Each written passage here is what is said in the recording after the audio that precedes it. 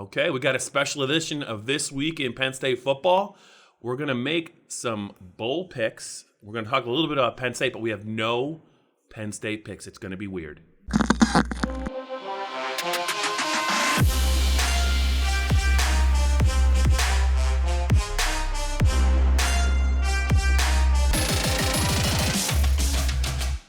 Okay, the Penn State Blitz podcast moves on.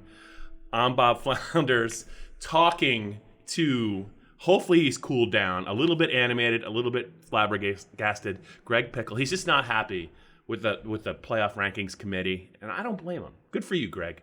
I want to see more of this in 2020. Picks and predictions, no Penn State pick, so that's weird. But let's talk a little bit about some picks for some championship games, and let's just talk a little bit more about what Penn State needs maybe to happen for them to go to the Rose Bowl. Yeah, so I think at this point, if Utah beats Oregon, they'll have a chance to get into the college football playoff. I don't know how great of a chance it is. And if Georgia beats LSU, then they have no chance at all. But if LSU beats Georgia, Utah beats Oregon, then I think we have a shot at seeing Utah get in, Georgia drop out.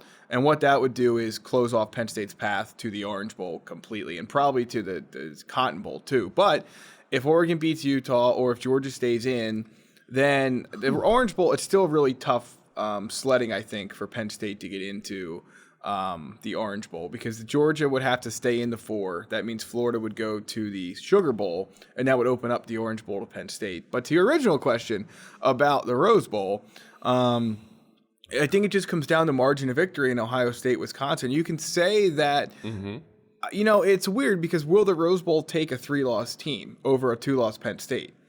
I don't know the answer to that. They can select whoever they want. They don't have to follow the college football playoff rankings. Now, I think they're advised very strongly that they should, but they don't have to.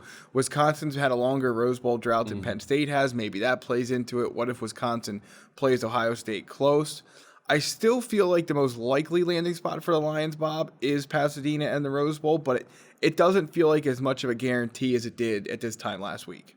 Yeah, for me, I just think that, look, Penn State or Ohio State and Wisconsin met once at Ohio State. I think it was 45-7 or 38. It was a blowout. It was like 4 touchdowns.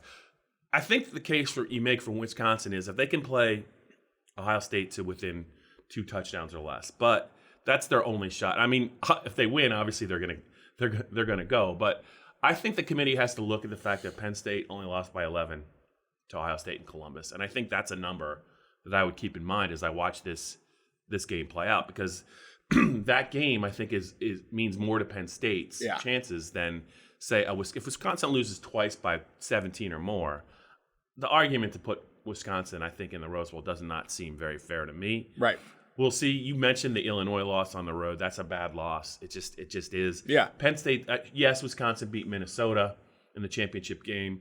Penn State played Minnesota very tough, had a chance to win. They just didn't play their best game. We'll see. I think the Rose Bowl still, if I had to rank them, I think the Rose Bowl is, the most likely. Yeah. The most likely bowl destination. I would say one is Rose Bowl, 2 is Cotton Bowl, 3 is Orange Bowl, 4 is the Outback Bowl at this point. So, I don't think we talked about it a little bit before we got on here, but it seems to me that a New Year's Six Bowl is pretty Top 10 team goes to the Outback Bowl. Yeah, it seems to me that the New Year's Six Bowl is pretty well short at this point. I know we've been talking a lot today, so let's get to our picks and predictions. I'll go first. Oregon for me. Oregon covers, does not beat Utah, but it covers. Wisconsin does not beat Ohio State, but it covers. And my only reasoning there is I think they're going to be in a hurry to get Justin Fields out of that game. As soon as they get some kind of comfortable, maybe 3-4 touchdown lead, they just think the back door is going to be wide open for that entire game. So I think Wisconsin covers, I think Oregon covers, and I think LSU covers against Georgia. I don't know how Georgia's going to score in that game. I don't think Jake Fromm is good enough to play well without 2 of his best receivers.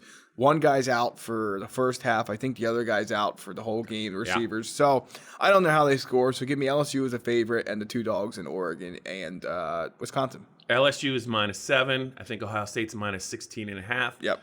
And you said Utah is at 6.5? Yes. Okay. I think Utah's a pretty good team. I don't know that Oregon can stay with them for 60 minutes. They play some grown man football. They do. Agreed. Utah, I don't know that Oregon's really ready for what's going to happen at the line of scrimmage. We'll see.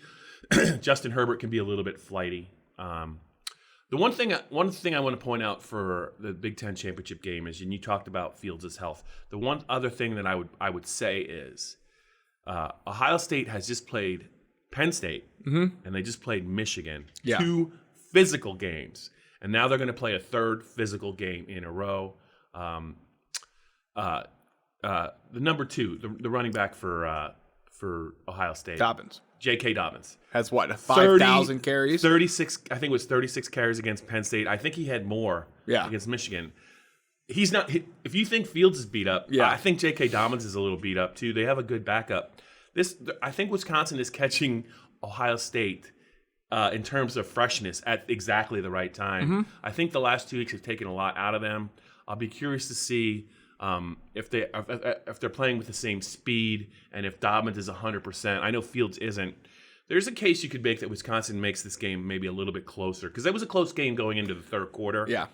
I think the Wisconsin in the points is probably the right play. Especially with Ohio State's love of putting the ball on the ground the last few weeks. Yeah, but that's just a couple of things I've noticed about Dobbins has carried the ball, almost 75 times in the last 2 weeks, and if Fields is hurt, they're gonna ask him to carry the ball a lot against Wisconsin.